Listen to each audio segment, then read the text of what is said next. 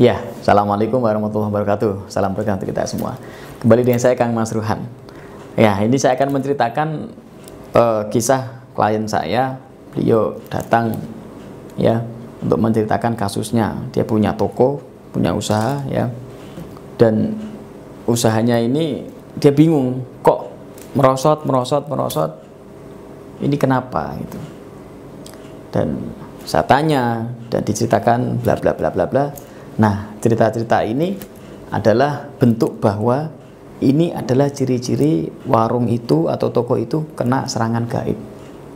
Nah, jadi saya sampaikan kepada Anda, perlu saya ceritakan supaya Anda tahu bahwa insya Allah saya bisa membantu untuk mengatasi warung apa toko atau usaha Anda yang kena serangan gaib. Ya, semuanya karena Allah Subhanahu wa taala.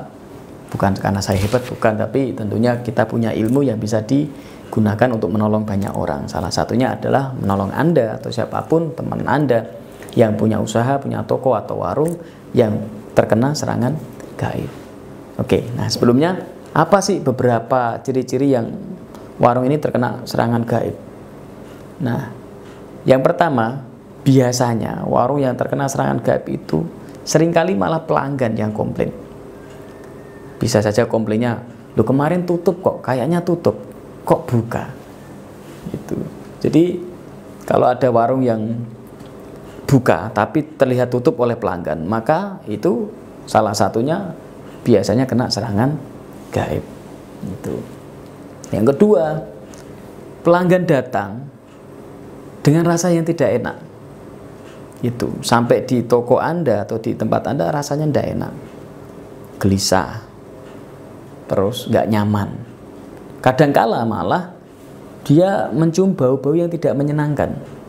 Bau apa ya, kayak nggak enak gitu. Sehingga pelanggan itu merasa nggak nyaman. Nah, itu. Yang ketiga, banyak pelanggan yang komplain tanpa sebab, sehingga meninggalkan Anda. Pelanggan-pelanggan lama pada kabur, berpindah ke toko sebelah atau ke tempat lain. Padahal di tempat Anda masih menyediakan kualitasnya yang sama, barangnya yang sama, tetapi dia berpindah kepada yang lain dan itu jumlahnya banyak, drastis. Nah, itu juga ciri-ciri toko Anda kena serangan gaib. Terus yang berikutnya, Anda sering bermimpi buruk. Sering bermimpi buruk dan sulit tidur, tidak nyaman.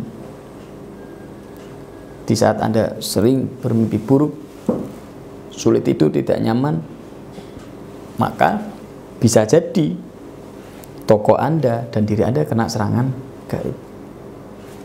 Yang lebih mengerikan lagi adalah hewan. Ada beberapa hewan yang berbisa, sering muncul di sekitar, di dekat toko atau di dekat warung. Tiba-tiba ular lewat, kalajengking bermunculan gitu. Atau hewan-hewan yang menjijikkan, kecoa ya, kodok banyak padahal tempat ada bersih. Nah, itu juga bisa ciri-ciri warung yang kena serangan gaib. Kayaknya alami, tapi kok itu sering.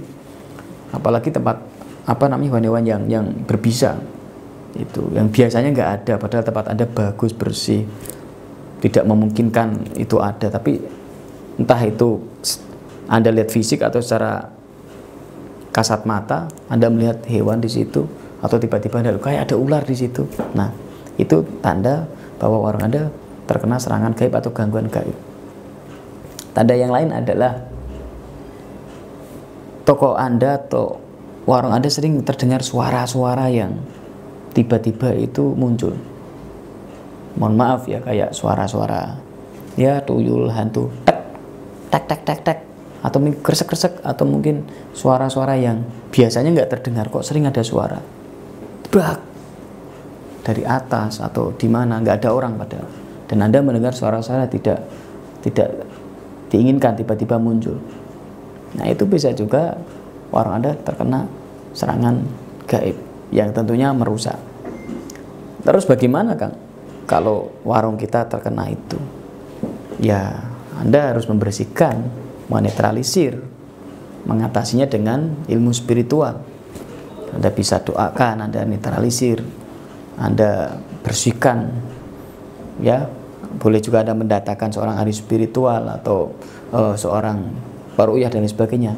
Atau Anda pilih dengan cara yang lebih simpel, sederhana, yaitu Anda bisa menggunakan tasbih karomah kecubung dari saya. Seperti yang saya sampaikan di beberapa video sebelumnya, Anda bisa meruat, membersihkan dengan air putih yang diwiridkan dengan tasbih kecubung, tasbih karomah pelarisan dagangan. Terus Anda bersihkan ke ciprat-cipratkan atau siramkan ke toko atau ke warung. Dan Anda bisa pagari secara gaib dengan wirid dan tasbih karomah pelarisan dagangan dari saya. Itu cara yang sederhana. Atau cara yang kedua, boleh dengan garam. Tidak harus air putih. Anda boleh dengan garam. Garam itu Anda wiridkan dengan wirid dari saya, dengan tasbih. Terus Anda tepiur-tepiurkan di sekitar warung atau di sekitar toko. Nanti lihat perkembangannya, mungkin 1 bulan 2 bulan. Kalau sudah mulai bagus, ya alhamdulillah, berarti Anda berhasil. Kalau belum, ulangi lagi sampai berhasil.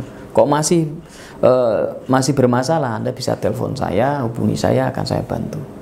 Karena biasanya kalau warung itu sengaja dikirimi serangan gaib atau serangan ilmu hitam, maka biasanya orang yang ngirimin ini juga tidak menyerah. Sekali gagal dia ngirimin lagi sampai dia betul-betul kapok kan gitu, sampai berbalik. Bahkan kalau Anda mau wirid dengan lebih khusus, maka itu bisa berbalik gitu.